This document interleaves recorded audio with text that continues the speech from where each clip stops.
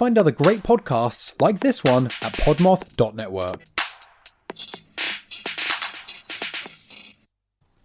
Today, we bask in the light of mustachioed greatness. Hi, this is Daniel Segura, host of the Mustachioed Podcastio. You like mustaches? You like movies? You like sexy Chicanos? Well, the Podcastio is the place for you. We are talking legendary mustaches from Charles Bronson to the Great Burt Reynolds to the OG Ice-T. Find the Mustachioed Podcastio anywhere you listen to podcasts. That is M-O-U-S-T-Ashioed Podcastio. Hey, Twisted listeners, I'm Cindy. And I'm Diva. And this is Twisted Listeners, a podcast about murder. And Liz.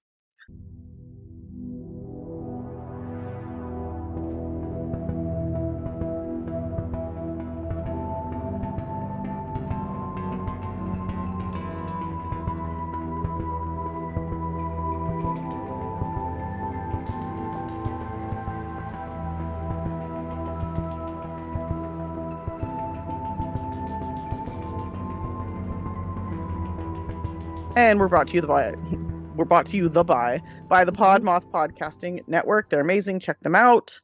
And sorry, we're running a little late, guys. Once again, capitalism kills, and it also makes it really hard to find time to do the things that you love, which include this podcast. So, in the interest of time, so I don't know if anybody knows this, but I actually take like hours and hours and hours to edit our podcast. I edit out all my weird little Tourette sounds. I edit out lots of sniffles. I edit out when we say like 45 times in a row. When we have internet connectivity problems. Yes, all sorts of shit. But I've started, like this last one, I just posted it. Like I edited out very little and posted it. And I might try that for a while. And as long as we don't get any complaints about the quality or the sound, which I still do some sound stuff, but like as long as people don't start complaining, I might just do that because it'll save us time and then we can streamline the whole process. So yeah, you're a perfectionist. It's okay. I know, but I'm going to try to not be in the interest of getting these out in a more timely manner when we have other things going on. So anyway, now you guys all know our process. You're welcome. I am late to the party, but I just want to call out Sword and Scale for being like the shittiest, most like incel podcast out there. What was the thing that you came across that was a new? Oh, was it the whole thing? Yes. Shout out to Kay, who texted me a photo of it this morning. Basically, like saying, I've heard that podcasts aren't covering like murder cases with white victims anymore. It's not a thing, by the way. Yeah, it's like, oh, look, another white man creating an oppressive situation so he can complain and pretend that he has problems. And it's like, right, bro. A situation that doesn't exist. Right. And as we saw with Gabby Petito, the white victims get like a lot of coverage. So don't worry. I'm covering 2 white girls today. Yeah, I mean, same really. So it's not a huge problem. We try to, I think it's like people are just trying to be like diverse with their kind of coverage, like we do generally as well. But also, as we've seen, even a little bit of diversity makes racist white men like really afraid and uncomfortable. So yeah, like who's going to cover all the white cases? Like literally everyone. Don't worry about it. Also, like there are podcasts that only cover like murders in Maine. There are podcasts that only cover like love triangle murders. Nobody calls them out for like not being inclusive. And it's like, if a podcast wants to cover only Indigenous murders, only murders of like people of color, that's their thing. That's their fucking business, and that's their niche. And like, fuck you if you don't like it. So anyway, there's a national parks murder podcast. What the fuck? That's not inclusive. No. Yeah. Just kidding. What about all the other locations, Cindy? I know the whole thing is stupid. Fragile white men have no place in our society. Grow up, you fucking incels. Anyway, okay, so that's it. This week, we are finishing out the old year and bringing in the new one with our favorite cases and updates from this year.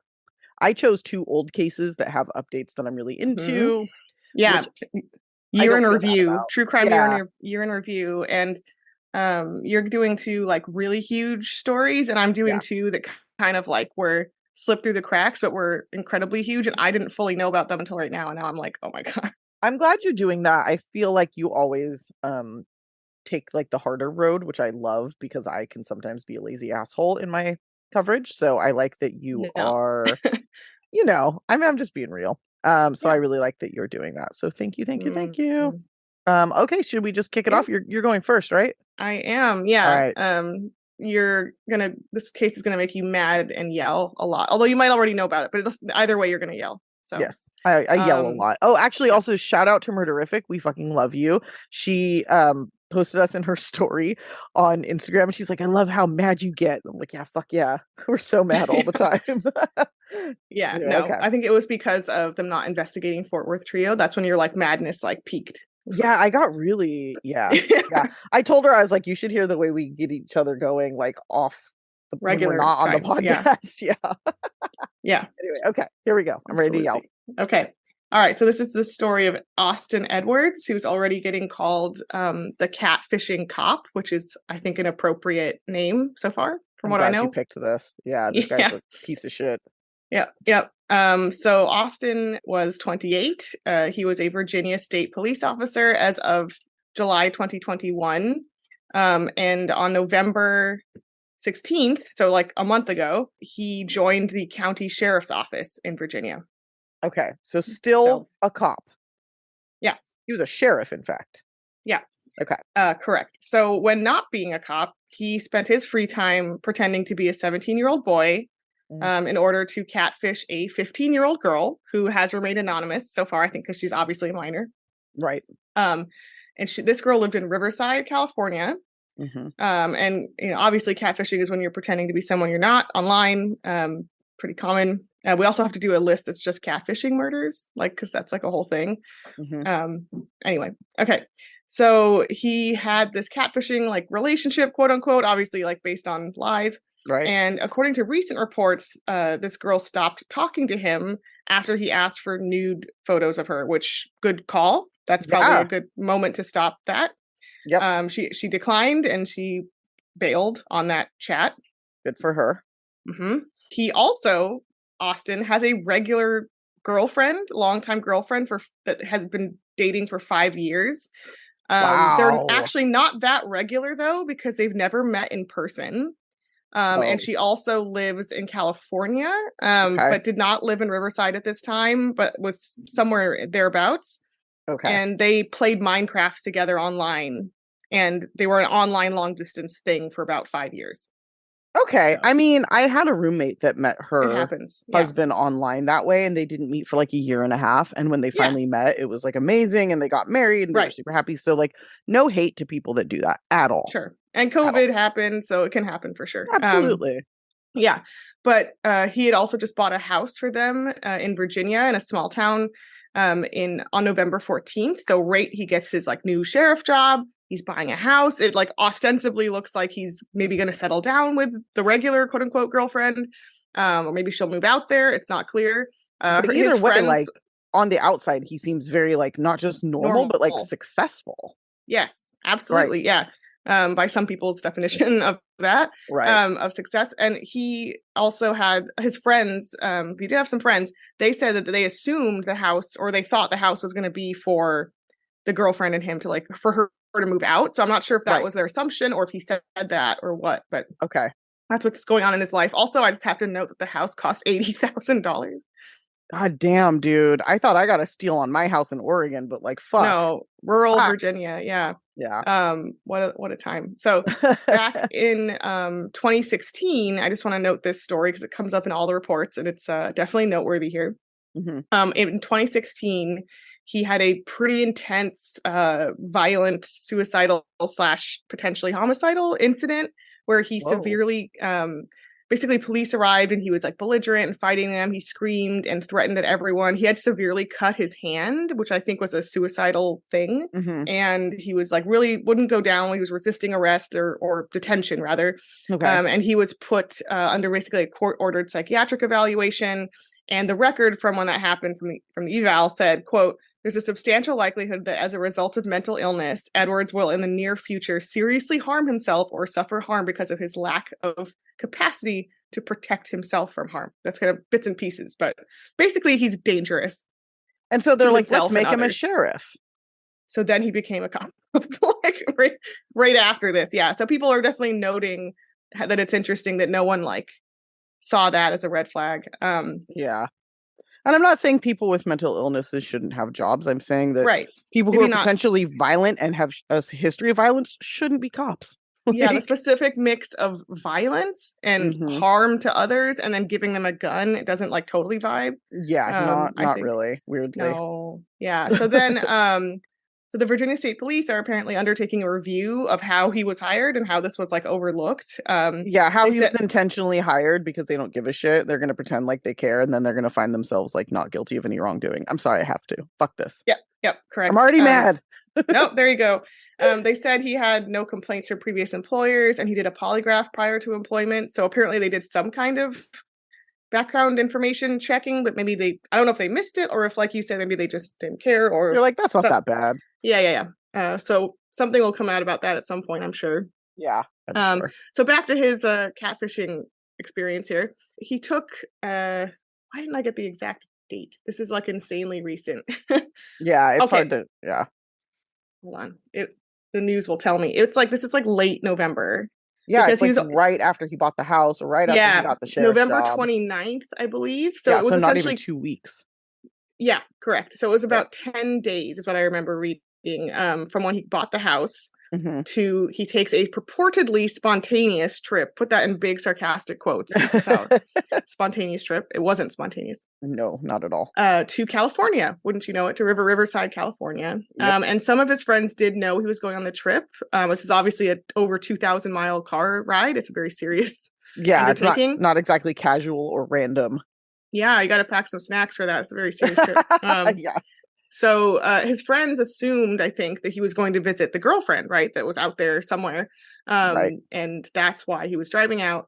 Right. However, we know that catfished teen person, I wouldn't call her a girlfriend, but the person he had been catfishing did Right. live in Riverside. Right. And they, even though she did right by kind of shunning him at some point, she did chat long enough with him to clearly give him her address and enough personal information that he found her. He found her. Yeah.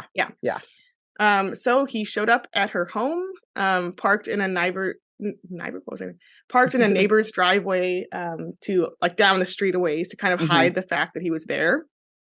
And I guess just walked up to her door. We don't know too much about the actual like sequence of attack or anything yet.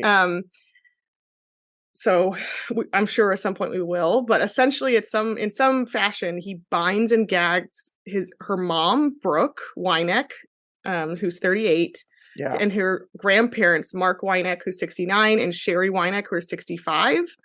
And then at some point he kills them, and it's not officially said how, but I suspect shooting. Yeah, that's going to be my guess. And also, I know this sounds weird, but kind of my hope, because otherwise it was probably Right. like I mean, it was bludgeoning horrific. or a knife attack. Like there's nothing about it. It's like a million. They're all fucking No, terrible, it's horrific, but I think he intimidated them with the gun to get them to be bound or whatever, Right. you know. Right. Yeah. And whatever. We kind of have seen similar like attacks like that. It's horrific. Yeah. And yeah, almost reminds me of the Grooney kind of attack, remember, with Joseph Yep. Edward Duncan. Mhm. So at some point he also lights the house on fire. Wow. He Okay. starts a fire in the home, and people obviously see and report the fire pretty quickly. And there's also horrific testimony from a neighbor who another neighbor actually saw the car initially and called in like really soon. It was just like, I don't like the look of that fucking car. I think she just had like a spidey sense, you know. Good for her. Yeah, so- that's great.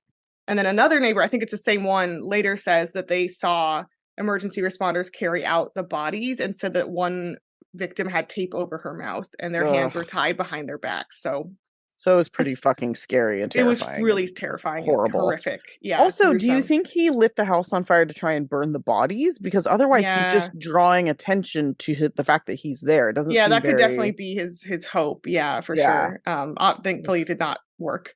Yeah, And obviously, the neighbors were also on it. Also, this is broad daylight, so yeah. I mean, Um, he's not really thinking things through here. no. Obviously, he's not like a very stable person. So no.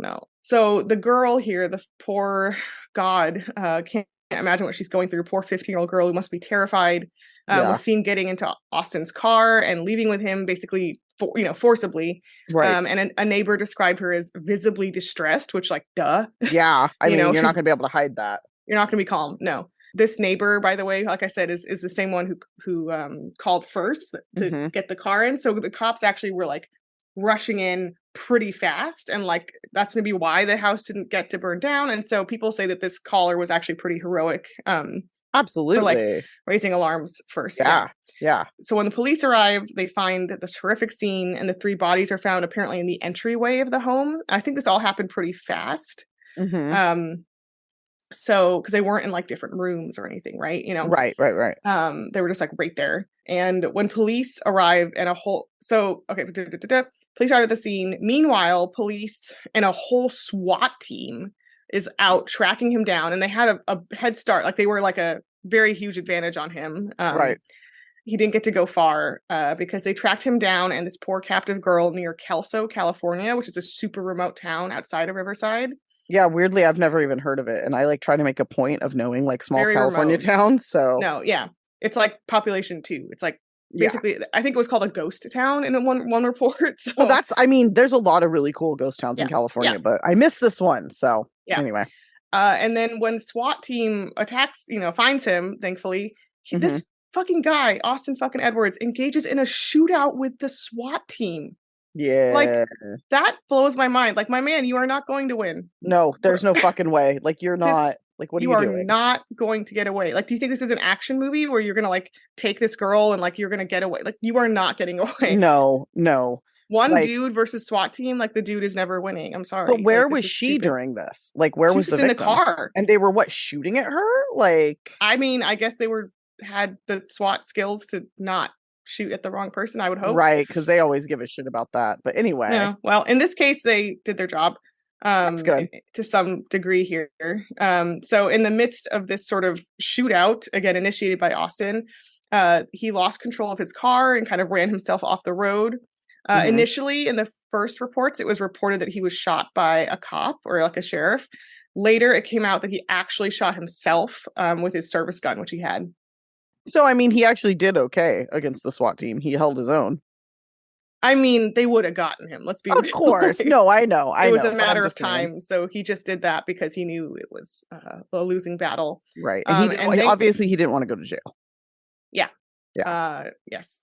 So the teen girl was rescued unharmed in quotes, physically unharmed, but obviously like deeply fucked up. Deeply harmed, yes. Traumatized. She's now in protective custody. She's okay. So, I mean, like I said, okay, in quotes. Weirdly, at first, some of the statements and kind of reports say like, and of course, I think police in general are always like this, where they want to be quite by the book. But like some of them say like, we don't know that the fact that he was catfishing this girl related to the fact that he left on this trip. So like they were kind of making it sound like he was out on a trip to see the girlfriend, perhaps, and just spontaneously decided to do this murder abduction, right? Yeah, that's pretty silly. That's not what happened. So now more recent reports are clarifying that we have some better, certainty that he in fact intended to drive all the way to Riverside, abduct this girl, kill her family, specifically intended to kill her family, not just abduct her. Right. And then drive her all the way back to Virginia. I think this is kind of a couple articles what's the word, theorized about this, and I kind of agree because of one horrific detail. He actually blacked out the windows on his house. Okay, so that he was gonna have a prisoner. He was gonna have a prisoner. Yep. So I think he intended to hold her prisoner. This was not a willing like, hey, please get back with me and be my girlfriend. He knew this was an abduction. He knew she was like not willing, Right. And he was gonna like do a fucking, what's the Ohio girls, like keep them in a, well, like it's like a Jamie Kloss. This is like a wannabe Jamie Kloss. Exactly. Fucking crazy because we just did that case. So yeah. So that was his plan. Thankfully, it did not fucking work because of neighbors and a SWAT team, like a whole crew of people making sure that it didn't work out for him. So we don't have all the answers yet. Like I said, the full story. But even though Edwards is obviously dead, there will still be a quote unquote lengthy investigation to determine the scope of his crimes and also the sexual exploitation and catfishing and chatting with not only this teen girl, but possibly others, right? Because like dudes who do this tend to do it like serially. Yeah. It's not just a one-time thing ever. Yeah. I mean, she might have been the first, but like that feels, I don't know. So there will be like at some point some report about like exactly all the details about what this fucking was and what he planned to do. Good. And speaking to the press afterwards, Brooke Wynek's sister, so she does have a surviving aunt who seems pretty cool at least. Yeah.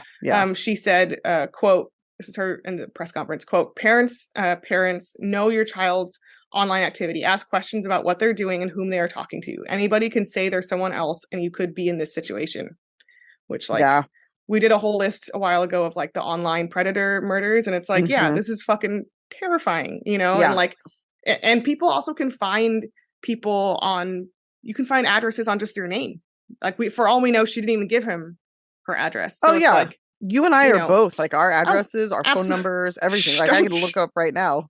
Everybody, all of you. No, I know, but don't say that. I know, but it's true. I'm not telling him the website, but no, it's true. So it's really scary to, just like adults too, like be careful who you don't chat with strangers. Like I say it all the time. Like don't talk to fucking strangers. If someone adds me, I don't know, on Instagram or Facebook, like I'm not going to talk to them. Yeah, fuck yeah, man. Don't fucking talk to them.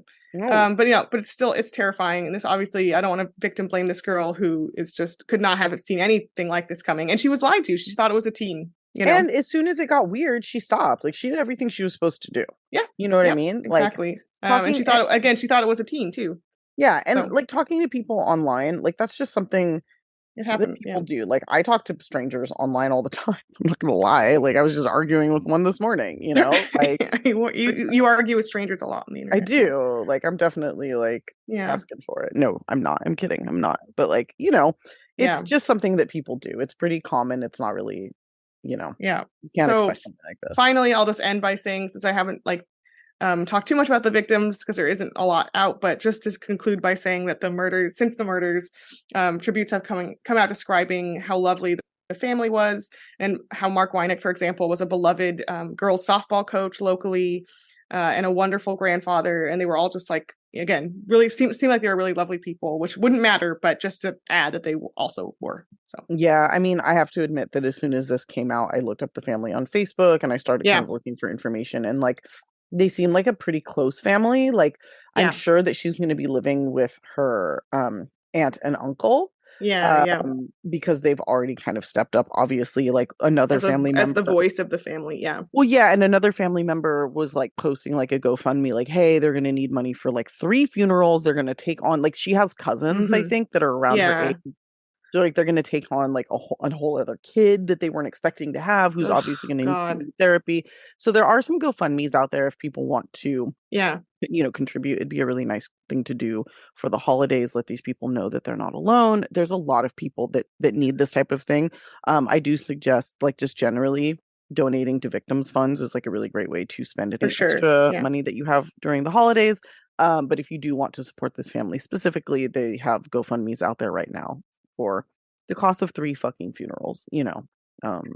Pretty fucked. It's horrific. Yep, that's that horrific story. So wow, that's fucked up. And terrible. Yeah, and it's also crazy to me that he had like a house and another girlfriend and a job, and like chose to prioritize the murder and catfishing part of his life. Like, it's fucked up for everybody. Yeah, he could have just lived his life. Like, well, goddamn. All right, why do men do what they do? Why do some men do what they do? All right, well, I'm going to cover the Delphi case. Delphi. I don't even know how to say it still. Delphi, I think. Delphi. It's a case that I've been obsessed with forever. And we have some real movement. We've kind of talked about it on another episode, just like briefly.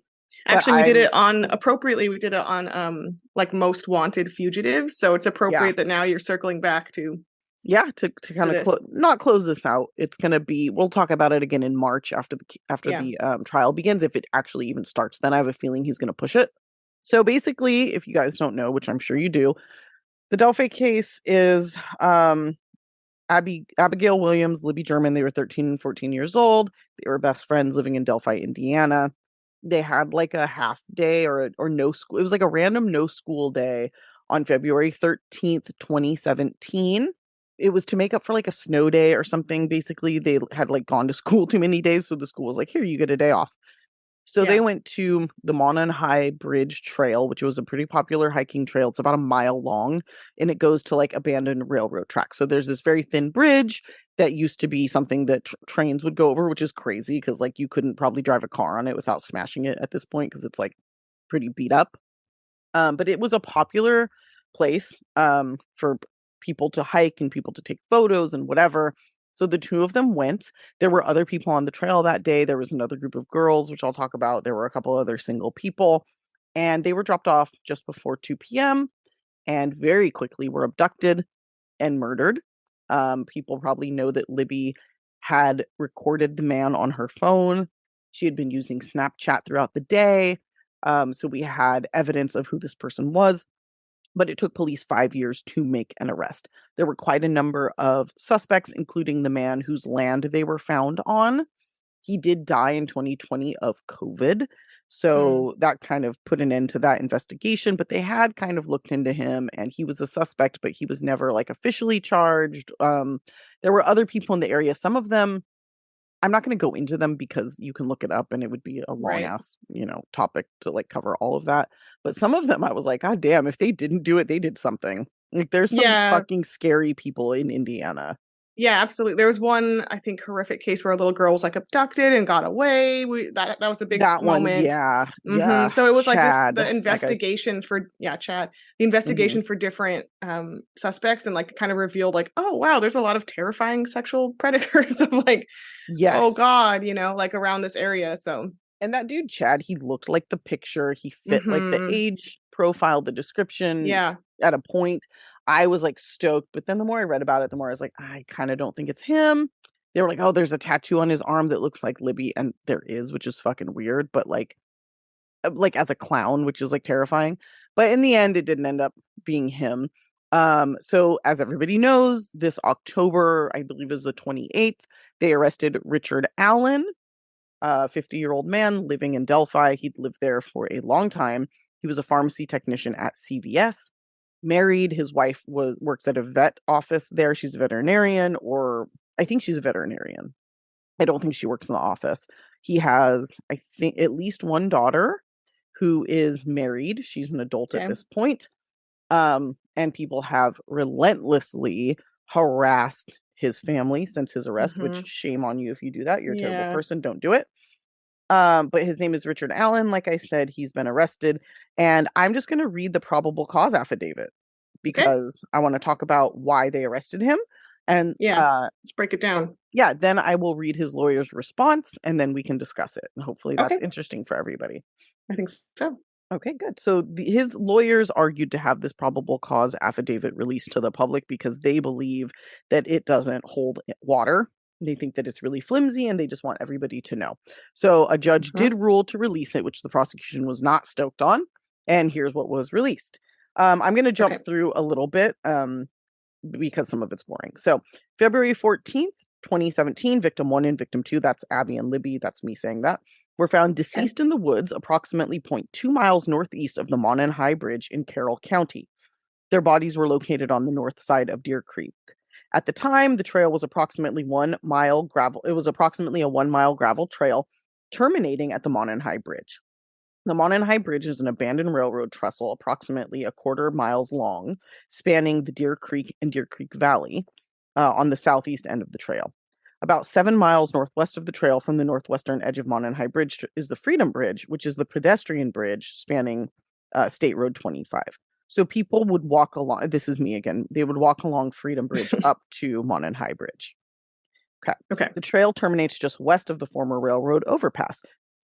Pardon me. The majority of the trail is a wooded area with a steep embankment on the south side of the trail. The entirety of the trail and the location of the girls' bodies were and are located in Carroll County, Indiana. Through interviews, reviews of electronic records, and review of the video at the Hoosier Harvest Store, investigators believe victim 1 and 2 were dropped off across from the Mears farm at 1:49 p.m. on February 13th, 2017 by redacted. It was Libby's sister. The Mears farm is located on the north side of County Road 300 North near an entrance to the trails. A video from victim 2's phone, that's Libby, shows that at 2:13 p.m., so 24 minutes after they got dropped off, victim 1 and victim 2 encountered a male subject on the southeast portion of the Monon High Bridge. So they were abducted quickly. Pretty fast, yeah. The male ordered the guys down the hill, which is the quote we've all heard. No witnesses saw them after this time. No outgoing communications were found on victim 2's phone after this time. Their bodies were discovered on February 14th, 2017. The video recovered from victim 2's phone shows victim 1 walking southeast on the Monon High Bridge while a male subject wearing a dark jacket and jeans walks behind her. Now, that to me is interesting because it's a dark jacket, but the jeans are not dark. So they didn't, in this dark affidavit, jacket, light jeans. Yeah, but they didn't indicate that on this affidavit, which bothers me. Okay. As the male subject approaches victim 1 and victim 2, one of the victim mentions gun. So the girls say gun. That was a new bit, right? That was like a new discovery. Okay. Near the end of the video, a male is seen and heard telling the girls, guys, down the hill. The girls then begin to proceed down the hill and the video ends. The still photograph taken from the video and the guys down the hill audio was subsequently released to the public to assist investigators in identifying the male. Victim 1 and victim 2's deaths were ruled as homicide. Clothes were found in the Deer Creek belonging to victim 1 and victim 2 south of where their bodies were located. So their clothing was discarded separately for some reason. Not unsure why, but that's...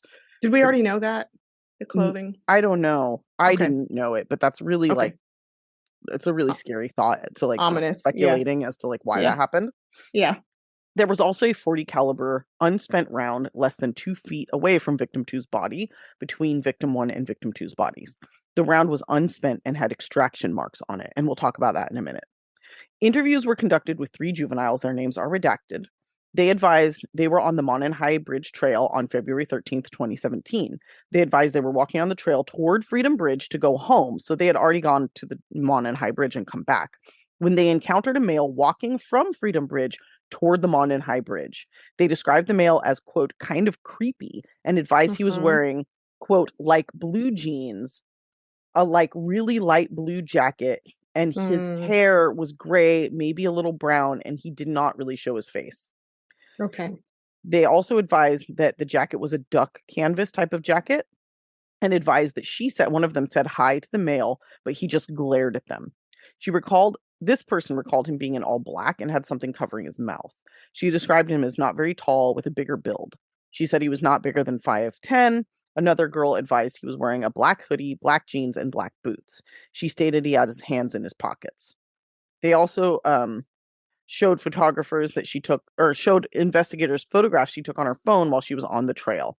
The photographs included a photo of the Monon High Bridge taken at 12:43 p.m. and another one taken at 1:26 of the bench east of the Freedom Bridge.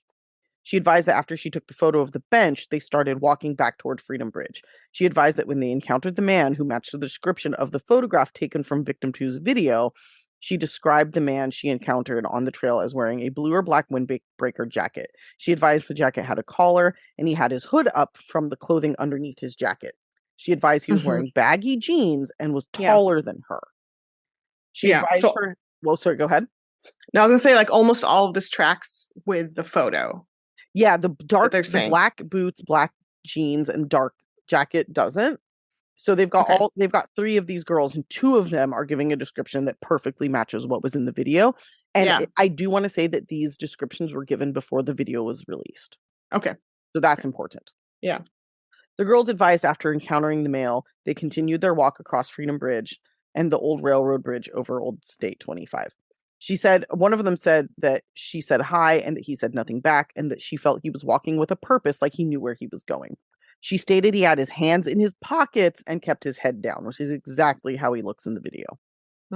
So that was probably a little confusing because I couldn't say their names, but basically those 3 girls each gave different, like they were interviewed separately and they all gave very similar but slightly different accounts of what happened. But 2 of them are like identical to what he looked like. But I think also a slight variation, like in a color, if it's like light blue or dark blue, or like that can also just be memory and individual subject, like witnesses are different. Like, absolutely. That's why witness testimony is difficult to use. But I think for something like this, it at least shows that like they saw him there, you know? Yeah. And they're all similar enough too. Yeah. For me.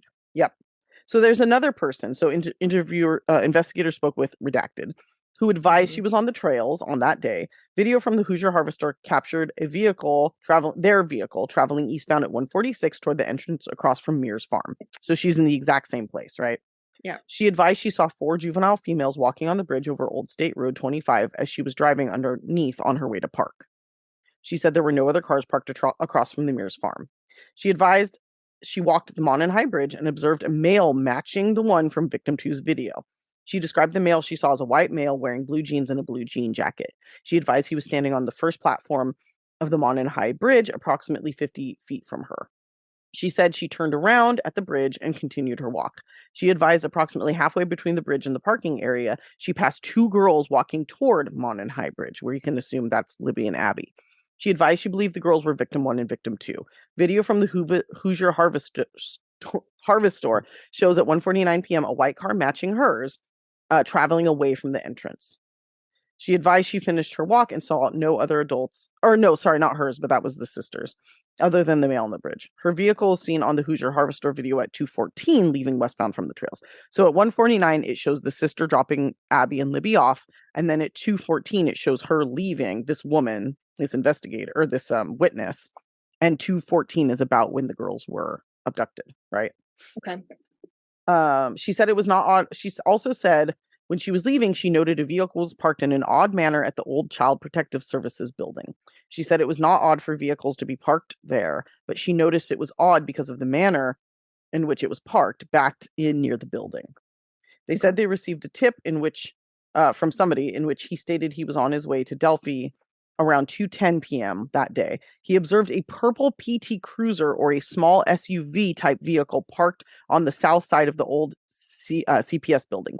He stated it appeared as though it was backed in as to conceal the license plate of the vehicle. So both of these witnesses are saying it was parked in a weird way, seemed like it was trying to be hidden. The issue here, she said she saw a vehicle. She didn't really say what kind, right? Okay. He said a purple PT Cruiser or small SUV. Okay. Okay.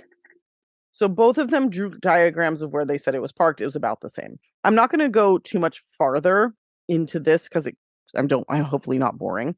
But basically, there's a bunch of witnesses, right? Yeah. So through interviews, electronic data, photographs, and video from the Hoosier Harvest Store, investigators determined that there were other people on the trail after 2:13 p.m. Those people were interviewed, and none of those individuals encountered the male subject referenced above, witnessed by the juvenile girls. Further, none of those individuals witnessed victim 1 and victim 2. There is one other witness who saw a man matching his description walking out from the woods towards the CPS building, covered in mud and blood and looking like he had just been in a fight. So. Okay. Yeah, that was also quite a revelation of I don't think we knew that. No, we did not fucking know that at all. No.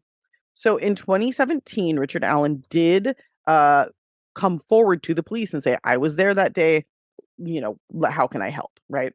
Yeah. So in 2017, Mr. Allen had said this. Here's his narrative. He was on the trail between 13:30 and 15:30, which is 1:30 p.m. and 3:30 p.m. He parked at the old Farm Bureau building and walked to the new Freedom Bridge. While at the Freedom Bridge, he saw 3 females. He noted one was taller and had brown or black hair. He did not remember description, nor did he speak with them. He walked from the Freedom Bridge to the High Bridge. He did not see anybody, although he stated he was watching a stock ticker on his phone as he walked. He stated there were vehicles parked at the High Bridge trailhead, however, did not pay attention to them. He did not take any photos or videos. His cell phone did not list an IMEI, so where he was. So it shows that he was there. Investigators believe Mr. Allen was referring to the former CPS building where he said he was parked. He called it something else, but they're like, okay, that's where he was parked, right? Okay. He called it the Farm Bureau building, right? Okay. Investigators believe the females he saw included some of the ones that were interviewed due to the time they were leaving the trail, and he reported getting to the trail and the description of the 3 females gave. In 2017, he owned 2 vehicles, a 2016 black Ford Focus and a 2006 gray Ford 500. They observed a vehicle that resembled his 2016 Ford Focus on the Hoosier Harvest Store video at 1:27 p.m., traveling westbound towards in front of Hoosier Harvest Store, which coincided with his statement that he arrived around 1:30 at the trails. They note witnesses described the vehicle parked at the former CPS building as a PT Cruiser, small SUV, or smart car. Investigators believe those descriptions are similar in nature to the Ford Focus, right? Okay. So he was again interviewed on October 13th, 2022. Said the same thing he said last time. Between October 14th and October 19th, Indiana State Police Laboratory performed an analysis on his Sig Sauer model P226. This is a gun that he stated he had. This is a gun that he stated he never gave to anybody else. The laboratory performed a physical examination and classification of the firearm, function test, barrel and overall length measurement, test firing, ammunition component characterization, microscopic comparison and NIBIN, which I don't know what that is. They determined that the unspent round located within 2 feet of victim 2's body had cycled through Richard M. Allen's Sig Sauer. Okay? Yeah. Yeah. So there's the majority of what we have. There's a whole, there's more, but again, I feel like maybe I'm being boring and I don't want to be. Did that make sense though?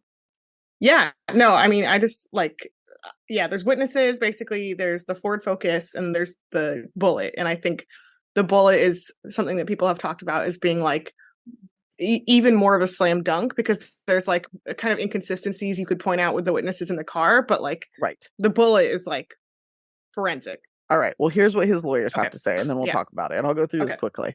Okay. As Rick Allen's attorneys, we received multiple requests from local and national media for interviews and comments since the unsealing of the probable cause affidavit. It would be virtually impossible to comply with these requests. Therefore, we offer up these thoughts. I'm just gonna, they basically say he's innocent. Yeah. I'm just gonna do their bullet points. Rick is a 50-year-old man who has never been arrested nor accused of any crime in his entire life. Which means nothing. Right. So. He is innocent and completely confused as to why he's been charged with these crimes. Really, you're confused as to why? Like, it's pretty obvious, fool. The police also, you were there. It's like not... You were there and your gun matches the bullet. Like, how is that confusing? Okay. Yeah. The police did not contact Rick after Libby German and Abby Williams went missing. Rather, Rick contacted the police and voluntarily discussed being on the trail that day. Like many people in Delphi, Rick wanted to help any way he could. Rick contacted the police to let them know he had walked on the trail that day, as he often did. Without Rick coming forward, the police probably would not have had any way of knowing that he was on the trail that day. That's weird to say. Yes, it is weird to say. And also, people who murder love to get involved in the case, in the investigation. It's strategic, first of all, to cover your bases by coming forward so that you can do exactly what he just did and say, look, I came forward, so I couldn't possibly be suspicious. And then it's also weird for the guy to say, like, he covered his tracks. They would never have known he was there. I'm like, oh, that makes me feel worse about it. Worse about this. Yeah. Yeah. Yeah.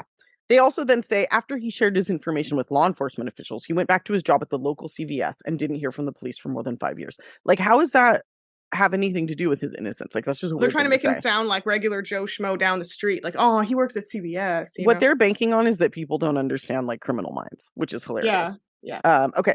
The next time Rick heard from the police was in October 2022. This was approximately 2 weeks before a contested sheriff's election, and within days of a federal lawsuit filed against the Carroll County Sheriff's Office by its former second in command, Michael Thomas. They then go on to talk, and I'm not even going to give this the time of day, but they're basically saying like, this guy is trying to like get clout on this case so that he can be reinstated, which is ridiculous. Rick was ultimately arrested on or about October 28th, 2022. In the 5+ years since Rick volunteered to provide information to the police, he did not get rid of his vehicle or his guns and did not throw out his clothing. He did not alter his appearance. He did not relocate himself to another community. He did what any innocent man would do and continued his normal routine. Or, again, covering his tracks. He's not going to move away because why the fuck would he? He has a family. You know what I mean? Like, all of this is like, look at how many murderers don't leave town after they commit a murder. You know how many murderers also keep their fucking trophies. It's totally pointless. Like, Jeffrey Dahmer was an upstanding chocolate factory employee. Like, you can write this kind of narrative about lots of serial killers. Like, right. Ted Bundy was volunteering at the suicide hotline, Cindy. Like, you know, he didn't fucking murder women like viciously and like, no, what the fuck? Yeah. Okay. The probable cause affidavit seems to suggest that a single magic bullet is proof of Rick's guilt. It is a bit premature to engage in any detailed discussions regarding the veracity of this evidence until more discovery is received. But it is safe to say that the discipline of tool mark identifications, in parentheses ballistics, is anything but a science. The entire discipline has been under attack in courtrooms across the country as being unreliable and lacking any scientific validity. We anticipate a rigorous legal and factual challenge to any claims by the prosecution as to the reliability of its conclusions concerning the single magic bullet. I love how they call it a magic bullet. Yeah, multiple times. They're trying to They're just, On Rick's behalf, we argued to have the PCA unsealed, the probable cause affidavit. Rick has nothing to hide. As importantly, we were hoping we would receive tips that would assist us in proving up his innocence. Not surprisingly, we have been inundated with tips from a variety of sources, all of which will be vetted by our team. Although it is the burden of the prosecutor to prove Rick's guilt beyond a reasonable doubt, the defense team looks forward to conducting its own investigation. They also said, the prosecutor mentioned that they think maybe more than one person was involved, but that's not on here, so that's a discrepancy. They're also saying he owned a Ford Focus in February of 2017. His Ford Focus is not in any way similar to the distinctive look of the PT Cruiser or smart car that was described by the witnesses. However, they don't say this. No, sorry, go ahead. Yeah. It is similar to a small SUV, which they conveniently leave out. Yeah, and it sounded like the person was giving options. Sorry, it sounded like they were giving options. No, you're right. Like PT Cruiser, small SUV, smart car, like kind of like a range of like, here are the types of things it looked like, you know? Yeah, exactly. Like it had a rounded look to it. They also said it was purple and it's black, but like when you're looking from far away or the sun is shining weird, like that can definitely it's not as far apart as like white and black. No.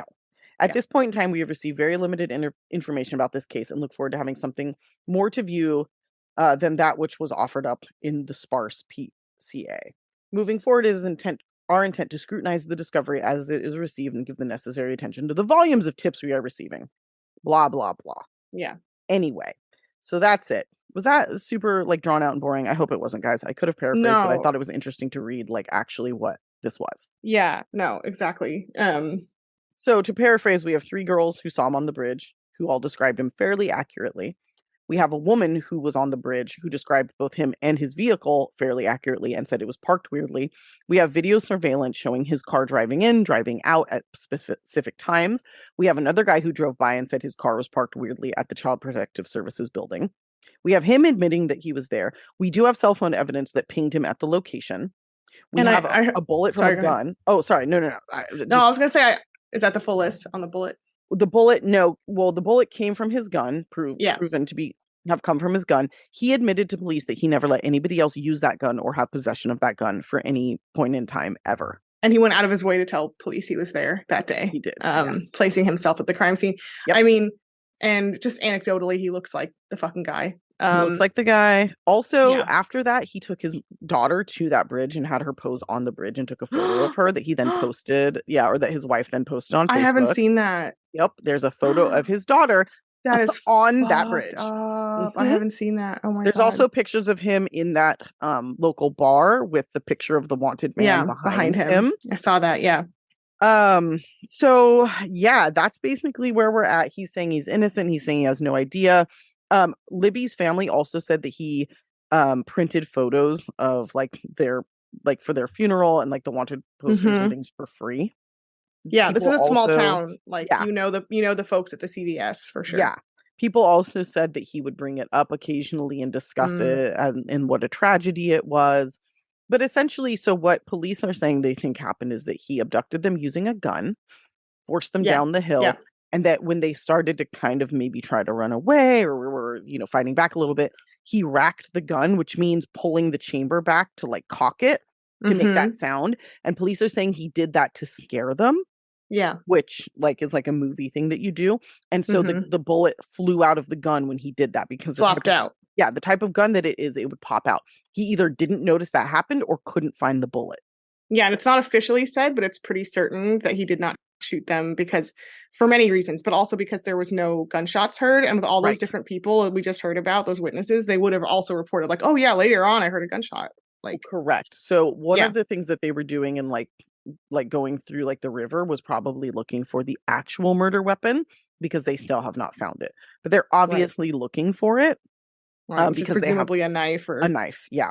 Because again, and this is trigger warning for anybody who doesn't want to hear it, but they said somebody who found them said originally they thought they had found like a deer carcass that had been like dressed essentially.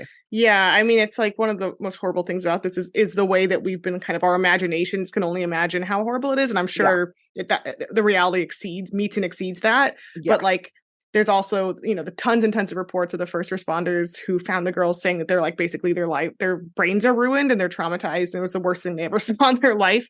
Yeah. So that doesn't lend itself to gunshot. And also deers don't wear clothing, so obviously it's unclear if they were killed before they were made to take their clothes off, before their clothes were taken off, or if they were made to take them off first. It sounds like they were made to take them off first, which is like especially horrific and like I mean, it's also possible, though, that he took them for evidence and kind of thought he was, like, dumping them.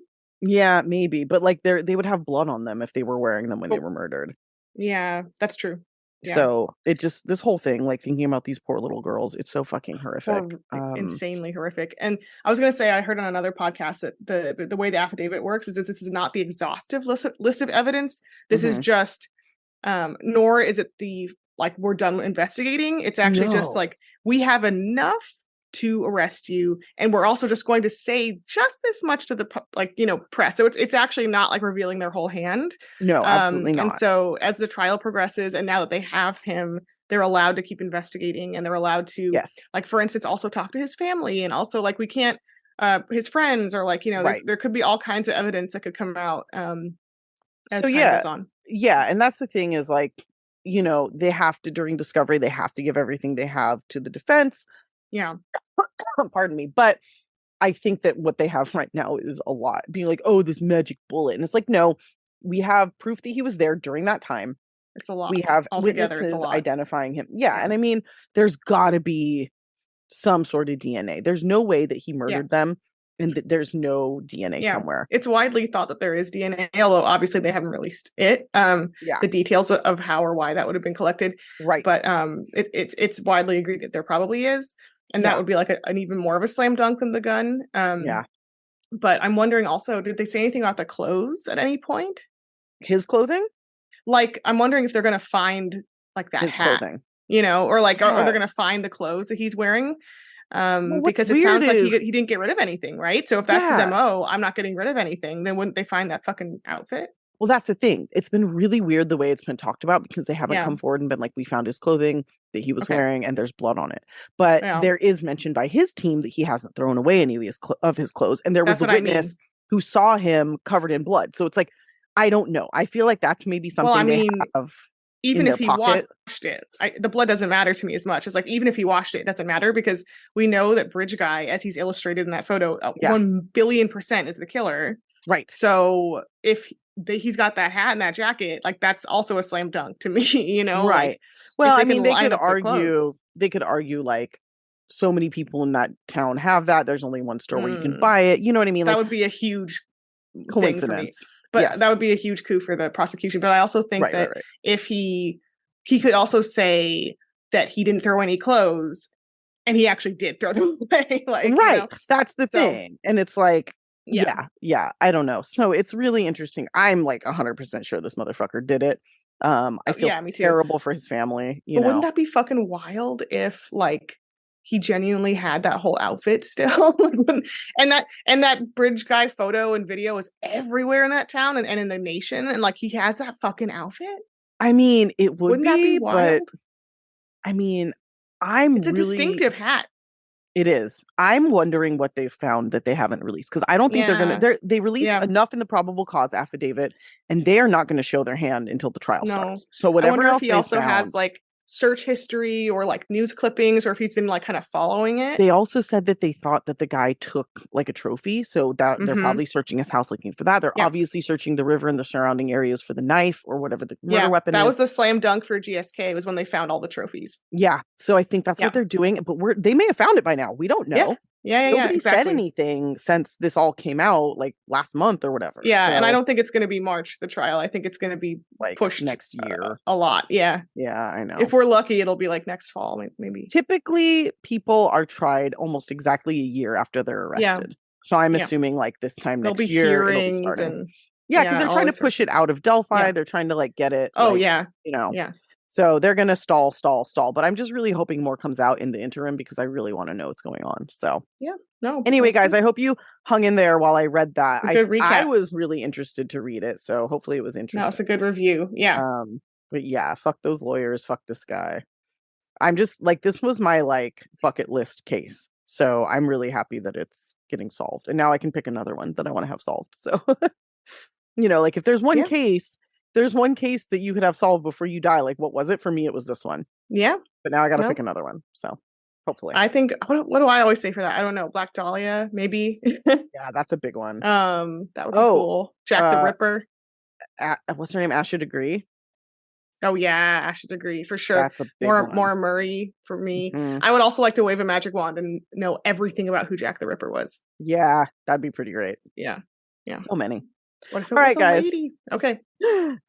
All right. So that's part one. We'll be back with part 2 in a couple of days. Thanks everybody for tuning in. Tell your friends, tell your neighbors, tell your husbands and wives to listen. Yep. Love you. Do it. All right. All right. And until the next one. Stay off. Our lists. Lists. Bye.